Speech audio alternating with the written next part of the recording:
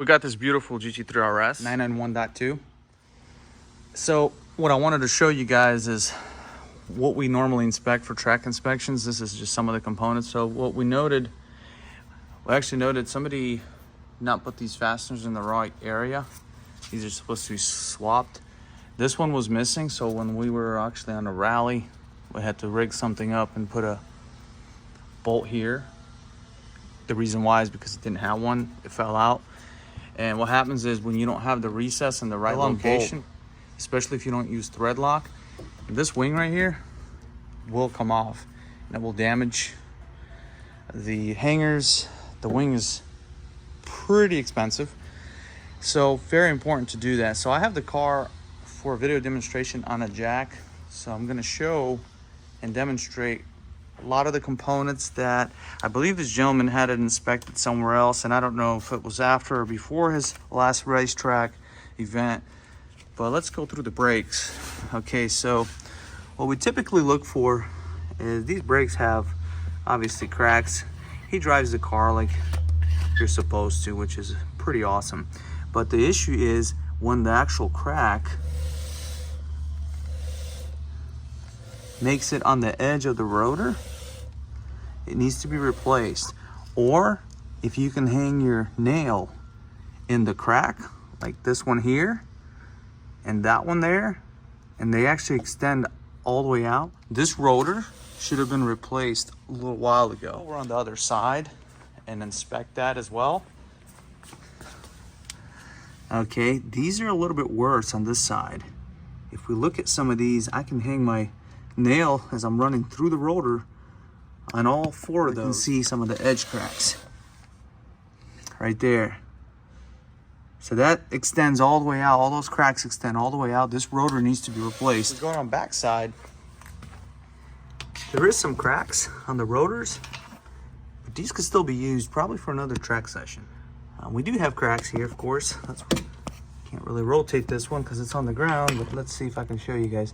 So you can see those cracks here, but you can see the edge is good. There's nothing there. So this one we can leave alone.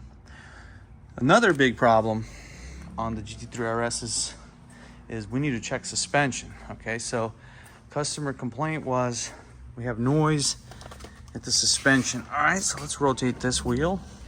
All right, let's look at this link. So let's see if it's problematic.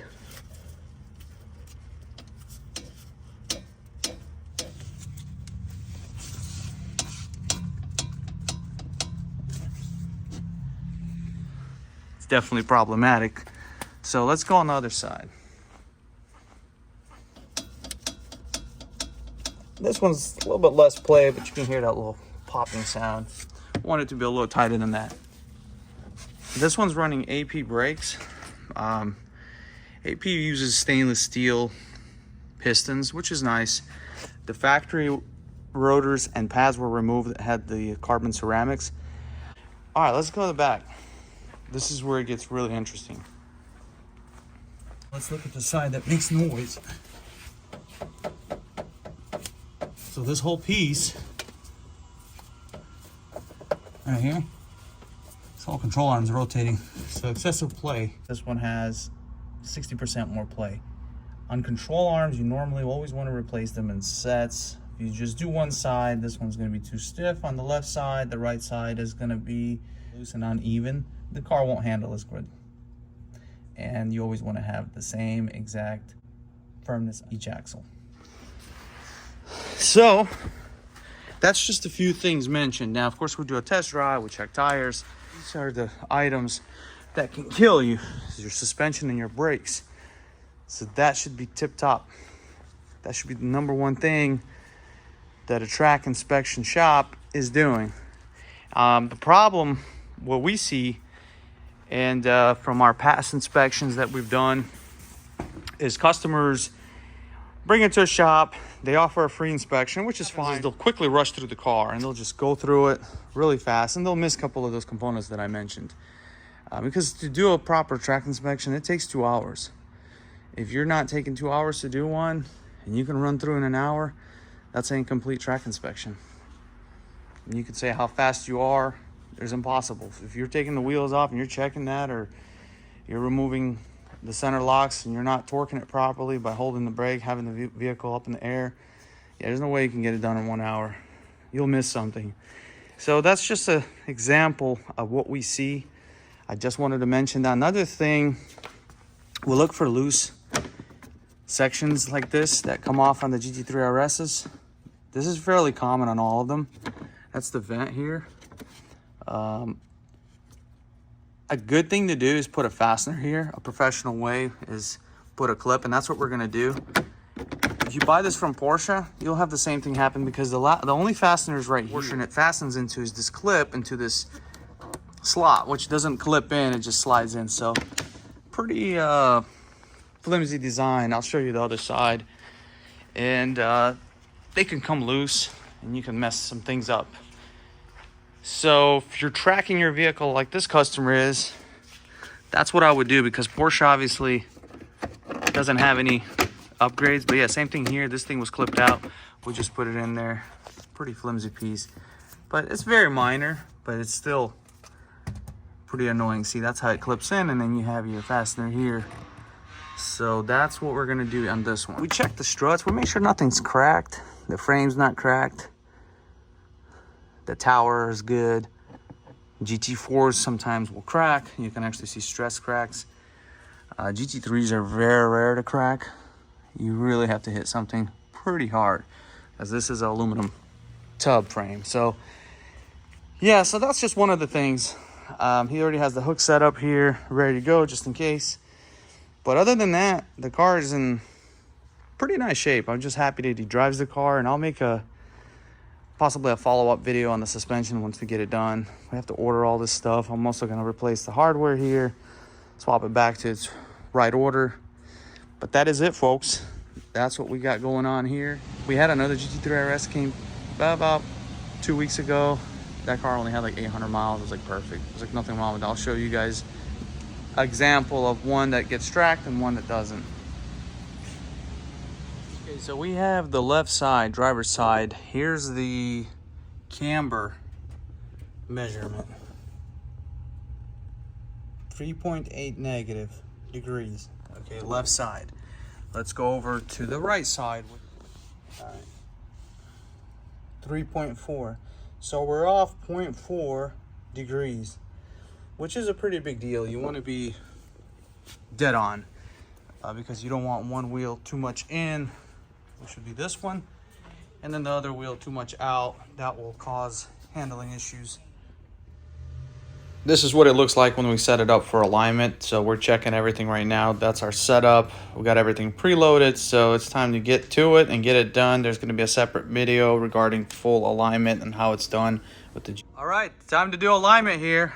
We got it all set up. Our 3D alignment system. Porsche Motorsports way of doing things. So here's the cracked bracket all the way across. We're going to need to make a second bracket to go over it. But yeah, that's the weak link on these exhausts.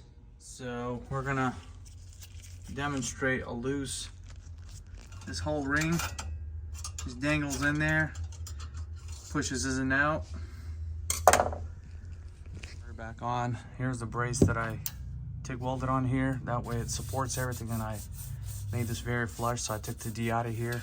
But one of the reasons why I believe you had so much stress here and it cracked is if you look at the slots here, these were actually pushed up.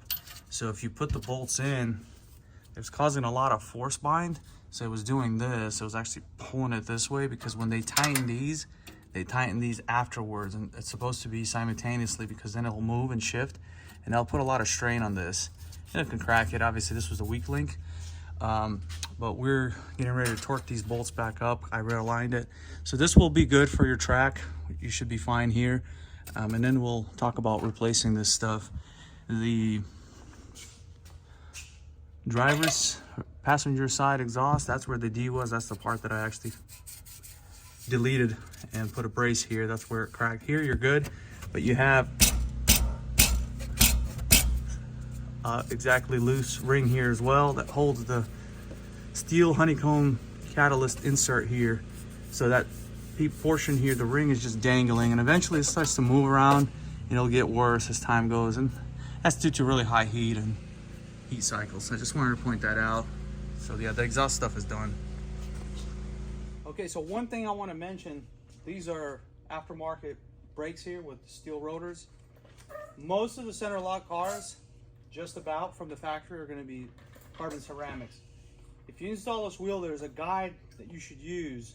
Slide the wheel onto the hub. If you don't, and you actually hit it right here on the rotor, you will chip it. So be mindful of that. So here's our aluminum grease. This grease, you don't need a lot of. Less is more.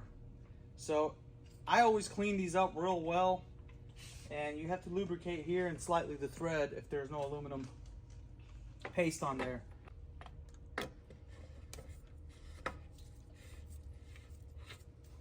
Just like so.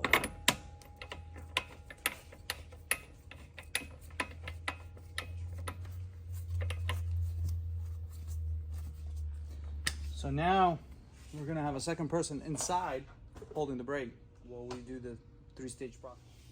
Stage 1. Now we're gonna go back a quarter turn. This will seat it. And now we're gonna go back to final torque.